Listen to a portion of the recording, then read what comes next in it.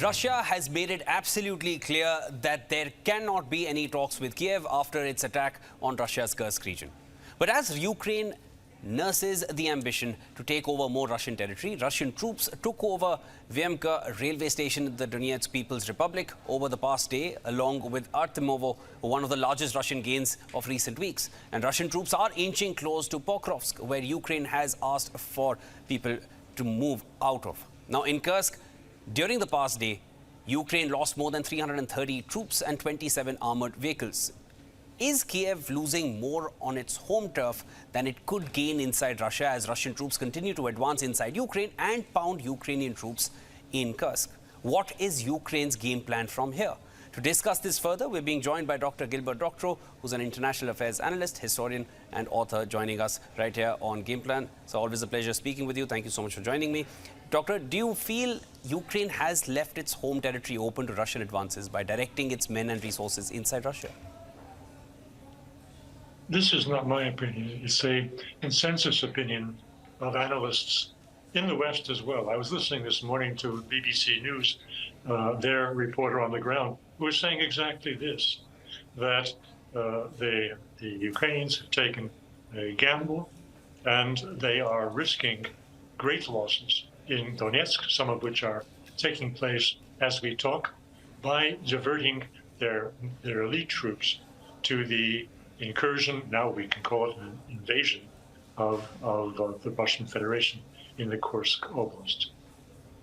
Doctor, if we now shift focus to Ukraine's incursion into Kursk, a Russian Su-34 struck Ukrainian manpower and armored military hardware in the borderline Kursk region with glide bombs. Now, I'm quoting from reports which have come in from the Russian side. And during the past day, Ukraine lost more than 330 troops and 27 armored vehicles, including 4 tanks, a combat infantry carrier, 3 armored personnel carriers, 19 armored combat vehicles, 8 automobiles, 2 artillery systems and 3 mortars.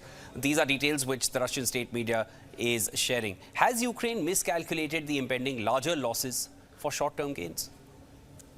Let us look for a moment at these losses of equipment. Not much is being said as to why. Yes, the Russians have very good killer drones. They have very good artillery, but their tasks have probably been made easier by something else that is not in the headlines or even in the 3rd or 4th paragraph down in Western media accounts. That is the question of fuel supply. The Russians 2 or 3 days ago destroyed a large fuel storage area in the neighboring territory of Ukraine that is on the other side of the border. This was as a vital supply of fuel to those vehicles now engaged within Kursk territory. In short, you have a situation where Ukrainian tanks, Ukrainian armored personnel carriers run out of fuel. They stall, and they are sitting ducks for Russian artillery. That leaves the infantry, the Ukrainian infantry, who were protected by these mechanized units, vulnerable on the ground, on foot, to find safety as best they can. And all of this leads to much heavier casualties on the Ukrainian side. Doctor, if I were to just compare, there are reports coming in that Russia is constantly gaining ground inside Ukraine. And as far as Kursk is concerned, Ukraine is losing manpower and it has run out of fuel. A very pertinent point that, again, as you mentioned, we've not read in most reports, that fuel is something that they're running out of and only leaving them and their military vehicles as sitting ducks. So in a way, on both fronts, they are losing ground.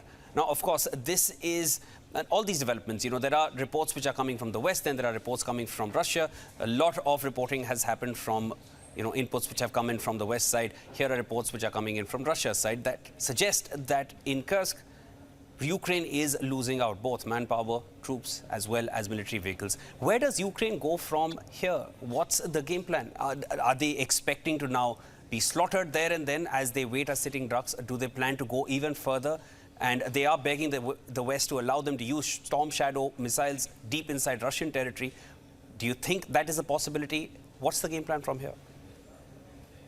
There are various scenarios that we can discuss, but I'd like to focus on the ones with highest probability and also to focus on the question of what kind of war is being fought. It has been ignored in Western media that from the Russian perspective, this is a new war. The incursion into Russian Federation territory has, in the Russian accounting, changed the war directly to a Russian NATO war, because they insist that the incursion was impossible in concept and in implementation without the active participation of NATO officers and of NATO planners in the headquarters of NATO in the United States and Europe. So from the Russian perspective, this is a new war. It is a war now of national liberation, which nobody is talking about. From the Russian perspective, what they were fighting from the start of the special military operation in February 2022 was a war to liberate their brethren, their Russian speakers, first of all in the Donbass, and then what they call Novorossiya, meaning the Kherson and Zaporozhye oblasts of Ukraine. This is a very nice intellectual exercise, which some people can be enthusiastic about, but it's not a national cause.